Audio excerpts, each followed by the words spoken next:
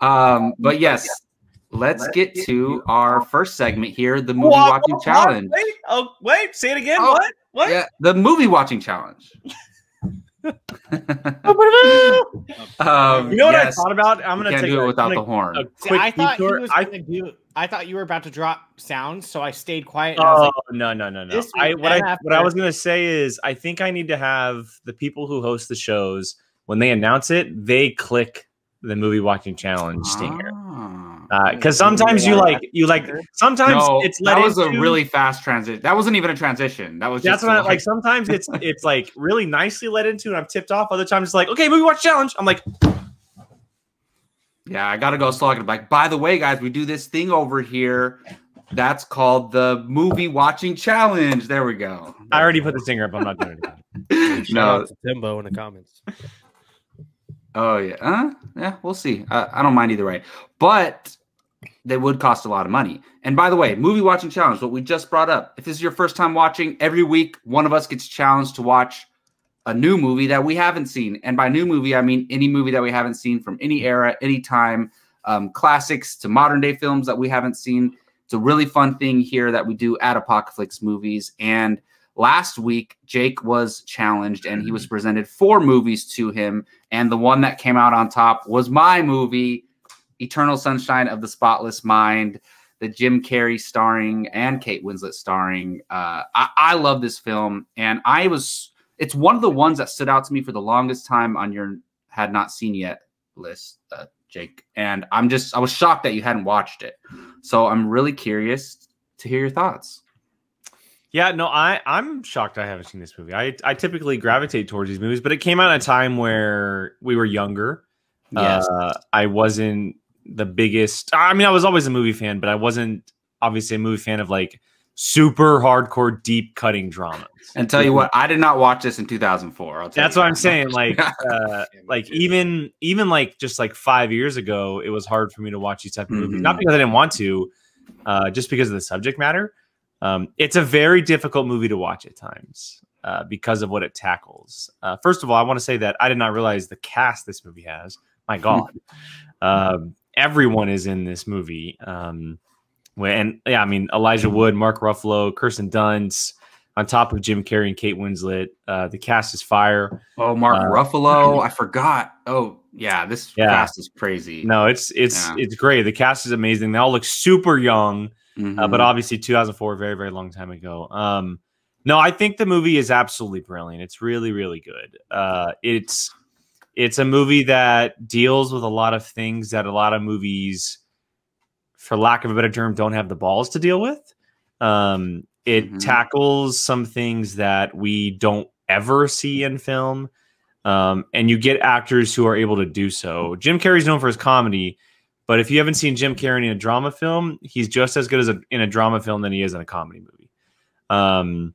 The dude is an all-around incredible actor, very similar to what Adam Sandler does, right? Adam Sandler's great at comedy, but he can also do the drama very, very well. And that seems to go for a lot of comedic actors. Comedy actors just kind of have a pull on all sorts of different styles of acting. And then obviously Kate Winslet, can never go wrong with Kate Winslet. And so the two of them together is really good. I think it started off very strong as well. It got really right into the situation. It's only an hour and 40 minutes, which I loved. It's not a very long movie. It's definitely a slower film, but it kind of gets into the events of the movie very quickly, which I appreciated.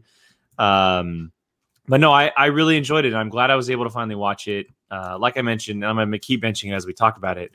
The movie deals with things that a lot of movies don't and won't deal with. And I appreciate that. And I really appreciate directors and writers when, they just put everything on the line, essentially. And I now understand why everybody talks about Eternal Sunshine of the Spotless Mind and why a lot of people consider it's one of the best movies ever made, which I would not agree with. I would not disagree with that. But yeah, no, I enjoyed it. So I am very thankful that I finally got to watch this.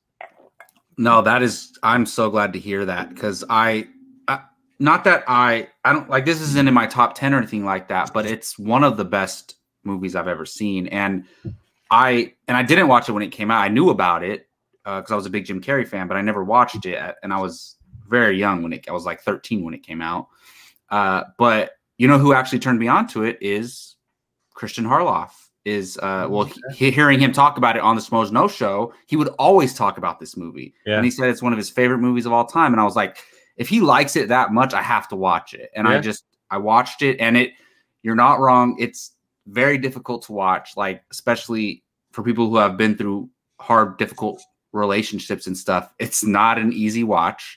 But I think it's worth watching, even if you might have a hard time with those things, because like you kind of feel better by the time the movie ends. It's not a happy movie, but you feel good about things. It has an optimistic message, I think. And I think it's I would agree with that. I think even through all the hard times, like the bumps and bruises it does go through in the entire movie, and there's a lot of heartbreak and there's a lot of crying and there's a lot of things happening with all these characters.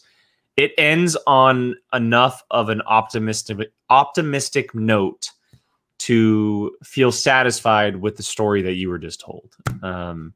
And a lot of movies that do that kind of stuff don't have a great ending, and I thought it had a great ending. I thought it kind of had a little bit of everything, and yeah, I can see why people say it's one of their favorites of all time. I can see that. Yeah, for sure. It makes me want to watch it again. Gio, I hear you fidgeting over there. You got any thoughts, man? Jim Carrey has never been nominated for an Oscar. That is ridiculous. I'm sorry. He should have been for this. He should at least that, or Truman Show. Like, wow. But yeah, I agree with you, Jake. You know, comedians do make really good dramatic actors. One who came to mind was Steve Carell. Oh, that's even. I should have used that option. That's a way better option. And then you see him in Foxcatcher, you're like, what? You know. But I agree with both of you on that. This movie is fantastic. I watched it very late, and Jim Carrey, like one of the best, not just comedians, but like actors of our generation.